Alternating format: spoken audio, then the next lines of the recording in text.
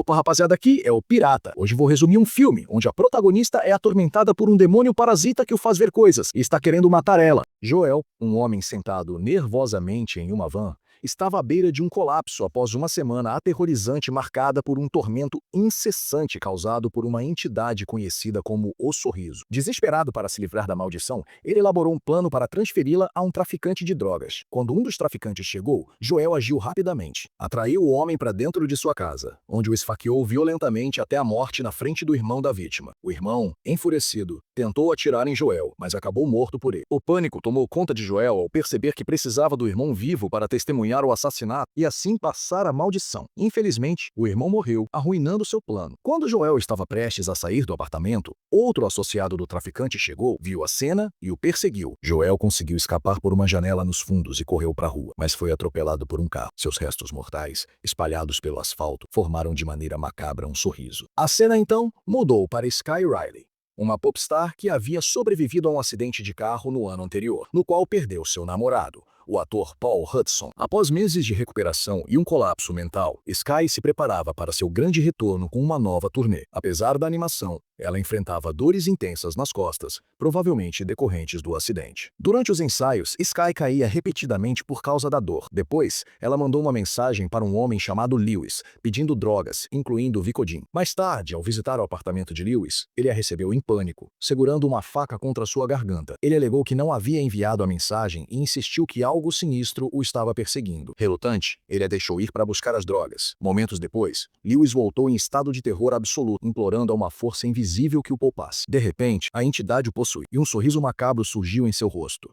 Lewis pegou um peso e brutalmente esmagou o próprio rosto até a morte. Horrorizada, Sky vomitou e considerou ligar para o 911, mas desistiu, temendo as consequências de estar no apartamento de um traficante. De volta ao seu apartamento, Sky começou a experimentar os primeiros sinais da maldição, sons estranhos e alucinações vívidas. Determinada a continuar como se nada tivesse acontecido, ela se concentrou nos preparativos para sua turnê. Durante uma sessão de fotos, ela entrou em pânico ao perceber que havia deixado seu vômito no apartamento de Lewis. Pesquisando no Google se o DNA poderia ser rastreado em vômito, ela ficou cada vez mais paranoica. Sua ansiedade aumentou quando um desconhecido perguntou se ela esteve no apartamento de Lewis. Para seu horror, ela viu o cadáver de Lewis em um espelho, mas ao se virar, não havia nada lá. Abalada, Sky participou de um evento de encontro com fãs. Enquanto interagia com eles, um homem estranho chamado Alfredo se aproximou, elogiando-a de maneira perturbadora e dizendo que queria tomar sua pele. Quando Alfredo a agarrou, a segurança interveio e o removeu. Sky, profundamente perturbada, se afastou para processar o ocorrido. Pouco depois, ela voltou para atender os fãs, mas uma jovem com um sorriso assustador apareceu para pedir um autógrafo. Aterrorizada pela recente sequência de eventos, Sky decidiu engolir seu orgulho e procurou sua antiga melhor amiga, Gemma. Apesar de uma amizade rompida por brigas constantes, Sky pediu desculpas e implorou para que Gemma visitasse, explicando que não tinha mais ninguém. Gemma concordou e prometeu chegar em 45 minutos. Enquanto esperava, Sky começou a cantar em seu piano, mas ouviu outra voz cantando em seu apartamento. Alarmada, ela procurou a fonte do som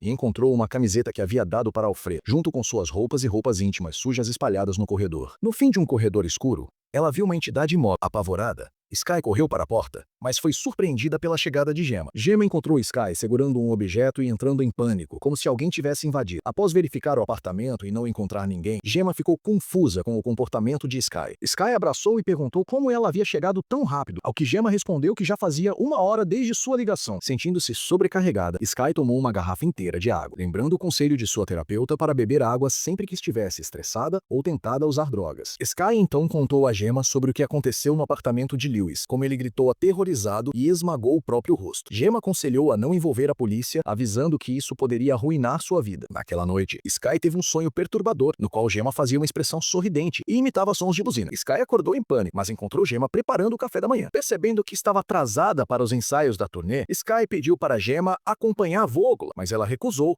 dizendo que tinha outros planos com seus novos amigos. Nos ensaios, Sky teve uma visão de seu falecido namorado, Paul, e gritou, acreditando que havia quebrado. Momentos depois, percebeu que era apenas uma alucinação. Furiosa e envergonhada, ela acusou um dos dançarinos de atrapalhar lá, mas seu chefe explicou que ninguém havia saído de sua posição. Frustrada, Sky foi até seu camarim, encontrando-o revirado. Ela acusou seu assistente Joshua, mas sua mãe, Elizabeth, explicou que ele esteve com ela o dia todo. Preocupada com o comportamento errático de Sky, Elizabeth perguntou se ela estava usando drogas novamente inicialmente, insistiu que ela precisava se recompor, já que a turnê estava próxima. Sky considerou cancelar a turnê, temendo se envergonhar diante do público devido ao seu estado mental. No entanto, sua mãe discordou imediatamente, dizendo que cancelar a turnê arruinaria sua carreira. Relutante, Sky concordou em ir a um evento beneficente a convite de Darius, que estava organizando a ocasião. Durante o evento, ao ler no teleprompter, ele parou repentinamente. Riley tenta improvisar com o discurso, mas suas palavras se transformam em um desabafo pessoal sobre suas lutas. Quando o teleprompter volta a funcionar, surpreendentemente exibe o nome de Paul, pegando Riley de surpresa. De repente, ela vê Paul sorrindo enquanto caminha em sua direção. Em pânico, ela grita para ele parar de sorrir. Seu surto choca o público e ela volta à realidade quando uma mulher mais velha tenta ajudá-la. Antes que Riley consiga se recompor, a visão de um Paul ensanguentado reaparece e agarra. Em seu pânico,